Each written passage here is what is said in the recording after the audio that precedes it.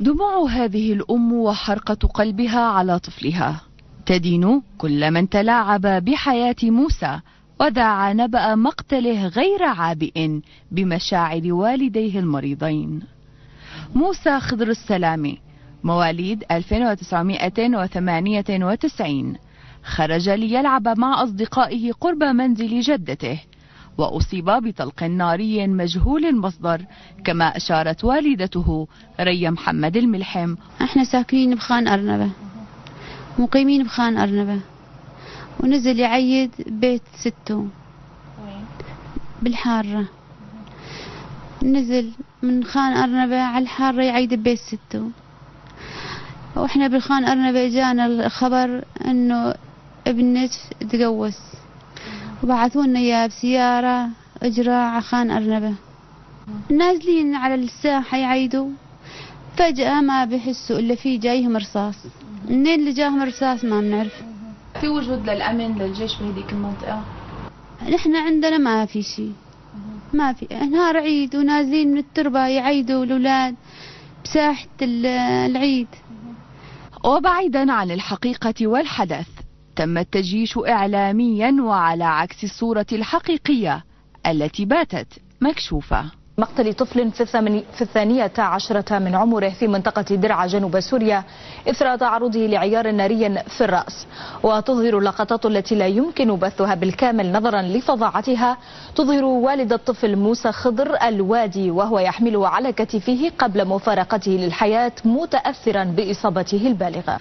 الخبر كما تناقلته الفضائيات ونشر على المواقع الإلكترونية، فالمهم خبر ساخن وعاجل يوضع في طبق الدراما والسيناريوهات المتكررة في الأفلام التحريضية ضد سوريا، إلا أن الصورة تظهر الطفل في حالة مستقرة ويلقى الرعاية الطبية اللازمة.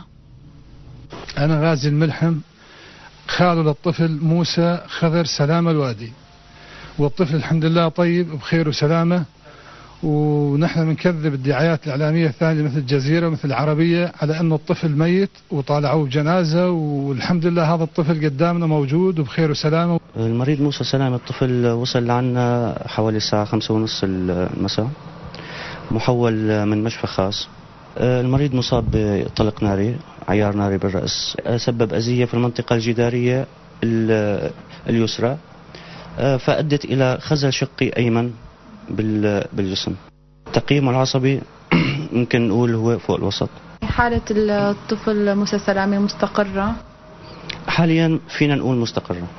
الطفل كان هدفا لكاميراتهم التي استعدت لالتقاط الحدث لحظة سقوط الطفل برصاصة استهدفته، ليكون مادة دسمة لهذه الكاميرات فتستخدم ثوان من الحدث في تصعيد وتأويل ملتهب في أول ليالي العيد.